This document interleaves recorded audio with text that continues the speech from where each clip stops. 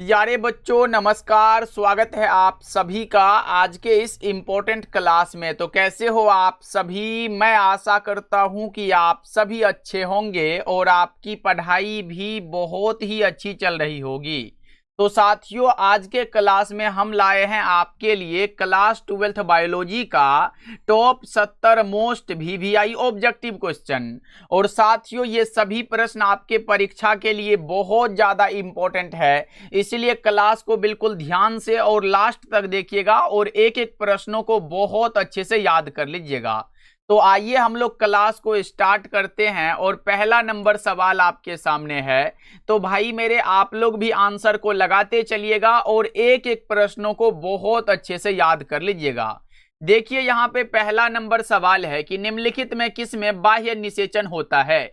यहाँ पे मेरे भाई एक्सटर्नल फर्टिलाइजेशन का बात हो रहा है। आप बताओगे मेढक में बाह्य निषेचन होता है। करेक्ट आंसर आपका ऑप्शन ए हो जाएगा। एक एक प्रश्नों को बहुत अच्छे से याद करते चलना और लास्ट में बताना कि इस 70 ऑब्जेक्टिव में आपका कितना सही हो पाया है।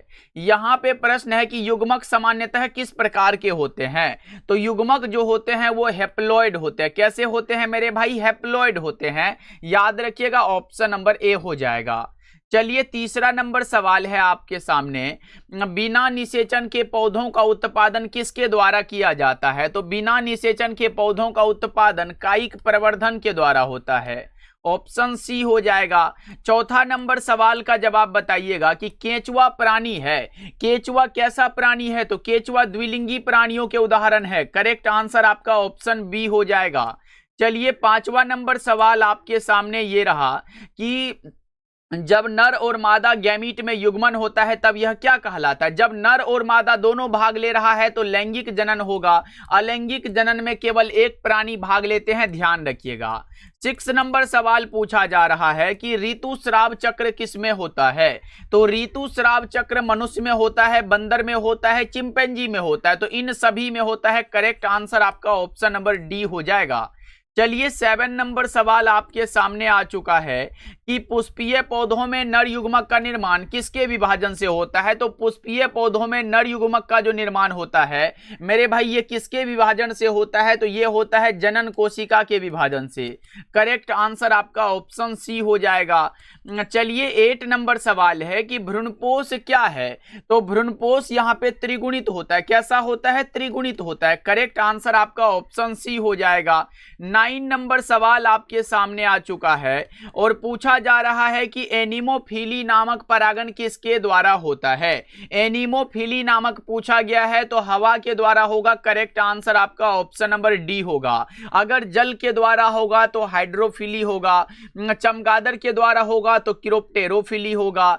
ये सब याद रखिएगा। घोंघा के द्वारा होगा तो मेलेकोफिली हो जाएगा। चलिए आगे बढ़ते हैं। 10 नंबर सवाल आ चुका है कि कमल में परागण होता है। कमल में किसके द्वारा परागण होता है? तो कमल में परागण आप बताओगे कीट परागण होता है। कमल में कीट परागण होता है। 10 का सही जवाब ऑप्शन सी हो जाएगा।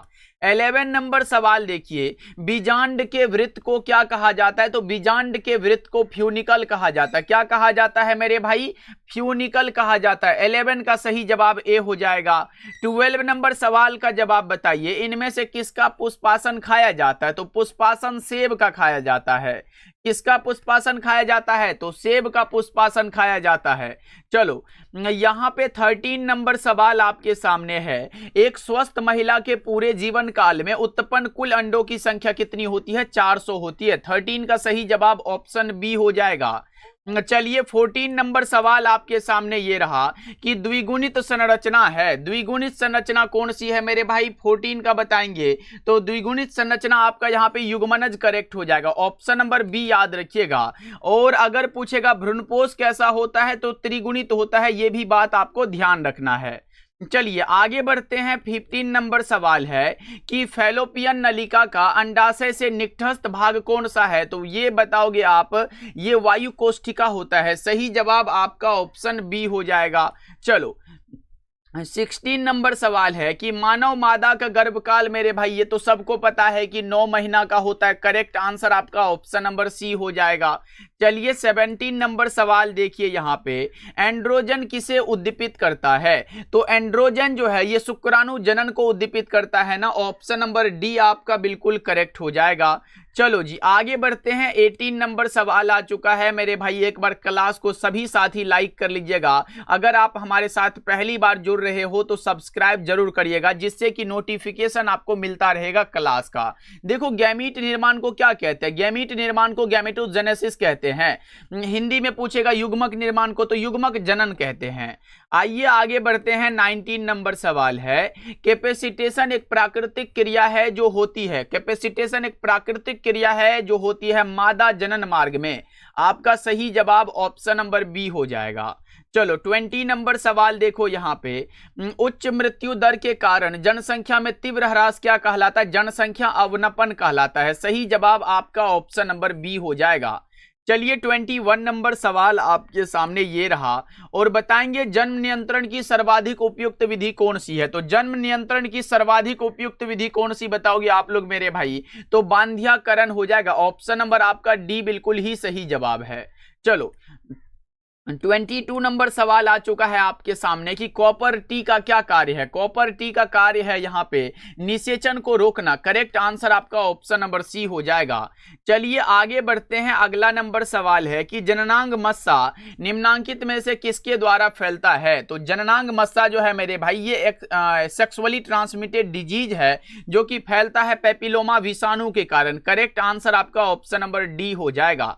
चलो आगे बढ़ते हैं। 24 नंबर सवाल है कि आनुवंशिकता के नियम को किसने प्रस्तावित किया था? तो आनुवंशिकता के नियम को देने वाले मेंडल साहब थे। करेक्ट आंसर आपका ऑप्शन सी हो जाएगा।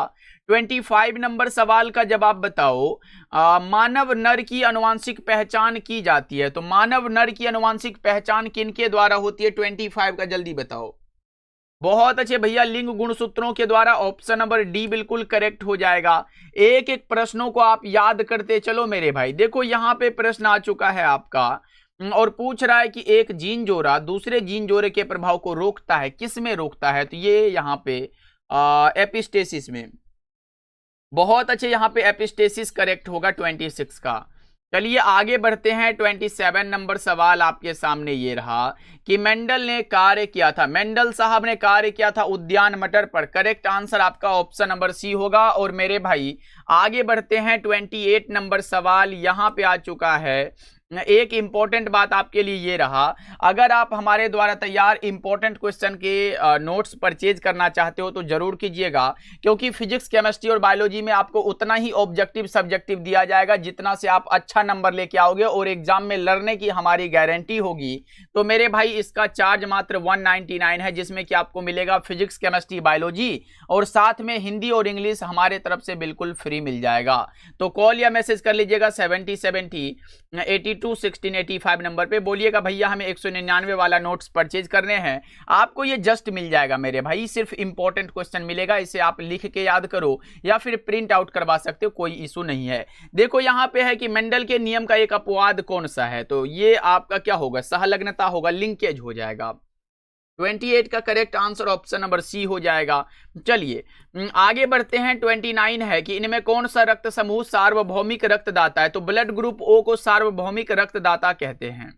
आइए आगे बढ़ते हैं। 30 नंबर सवाल है, मनुष्य में मात्रात्मक लक्षण का उदाहरण कौन सा है? त्वचा का रंग यहाँ पे मात्रात्मक लक्षण का उदाहरण है। चलो आगे बढ़ते हैं। 31 नंबर सवाल है, लेकोपेरोन में कितने संरचनात्मक जीन होते हैं? लेकोपेरोन में संरचनात्मक जीन कितने होते हैं? तो जेड, वाई और ए। कितना हुआ? 3। ऑप्शन नंबर सी आपका बिल्कुल करेक्ट हो जाएगा। चलो 32 नंबर सवाल है कि न्यूक्लिक अम्ल किसका पॉलीमर है? न्यूक्लिक अम्ल किसका पॉलीमर है भैया? तो न्यूक्लियोटाइड का पॉलीमर है। करेक्ट आंसर आपका ऑप्शन नंबर ए हो जाएगा। 33 नंबर सवाल है कि वर्णांधता में रोगी नहीं पहचान पाता है, वर्णांधता में रोगी नहीं पहचान पाता है लाल तथा हरे रंग को। करेक्ट आंसर आपका ऑप्शन नंबर बी हो जाएगा। चलो आगे बढ़ते हैं। 34 नंबर सवाल है, सहलग्नता समूह की संख्या उस कोशिका के लिए क्या होगी जिसमें 2n = 14 है? तो ये इसके लिए 7 होती है। करेक्ट आंसर आपका ऑप्शन सी हो जाएगा। चलिए 35 नंबर सवाल को देखते हैं। डीएनए अणु में अगर साइटोसिन 18% है तो एडेनिन का प्रतिशत क्या हो जाएगा?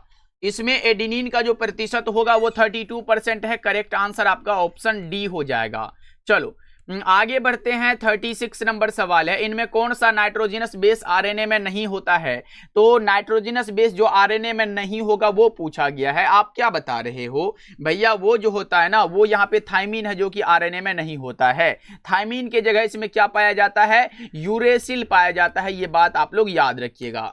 ओके चलो बहुत अच्छे, आगे बढ़ते हैं। अगला नंबर सवाल का जवाब बताएंगे। न्यूक्लिक अम्ल किस एंजाइम के द्वारा खंडित होता है? तो न्यूक्लिएजेज के द्वारा खंडित होता है। ऑप्शन नंबर बी हो जाएगा। आगे बढ़ते हैं। अगला प्रश्न देखिए, यहाँ पे आबादी का प्रसरण निर्भर करता है। आबादी का जो प्रसरण निर्भर करता है भैया, वो यहाँ पे आगमन पर, बहिर्गमन पर और स्थानांतरण पर, ये सभी पर निर्भर करता है। इसलिए हमारा करेक्ट आंसर इनमें से सभी हो जाएगा।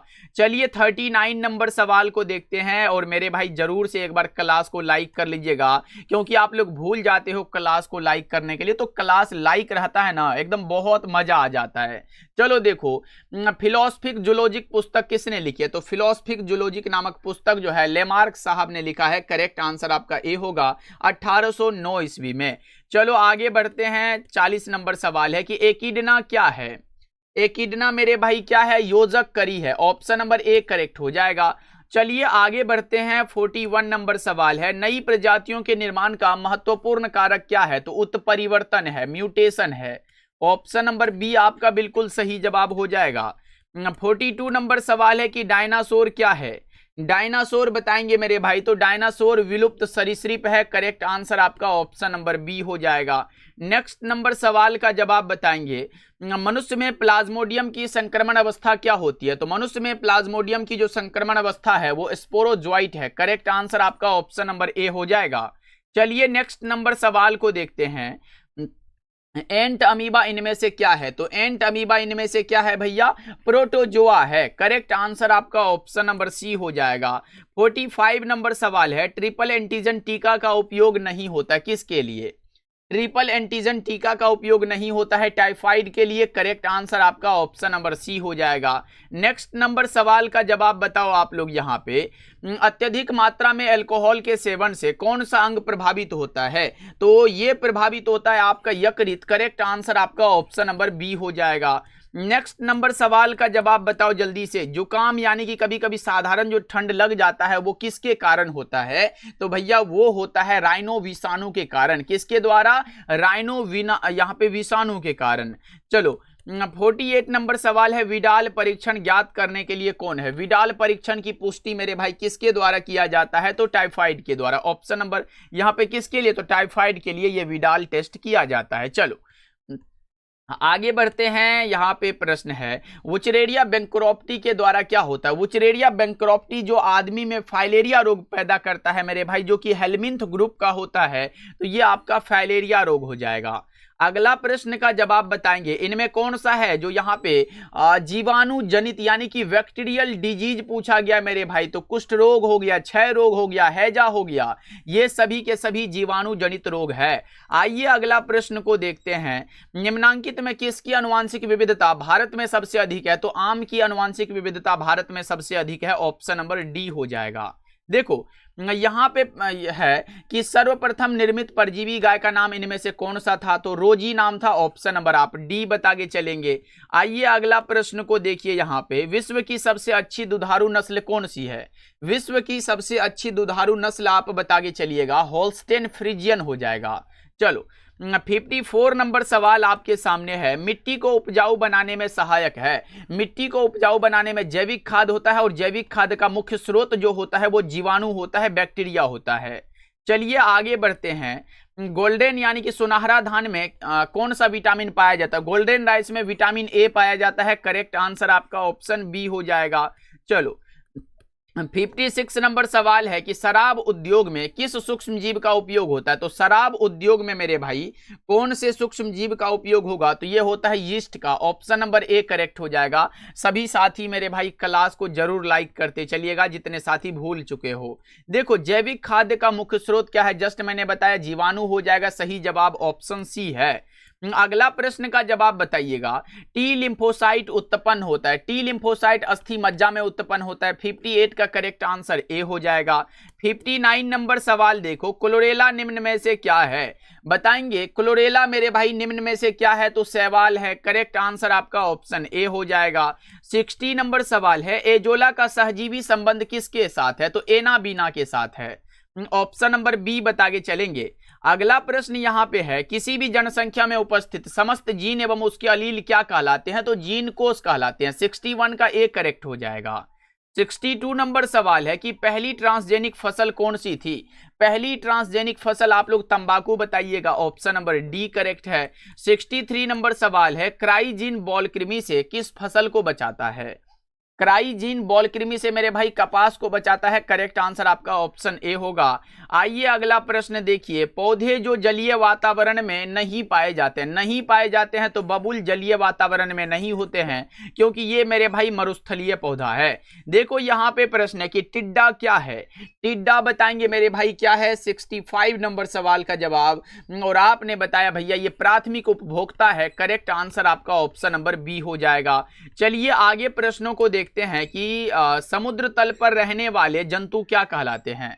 समुद्र तट पर रहने वाले जो जंतु है भैया वो कहलाते हैं वेंथिक। करेक्ट आंसर आपका ऑप्शन सी हो जाएगा।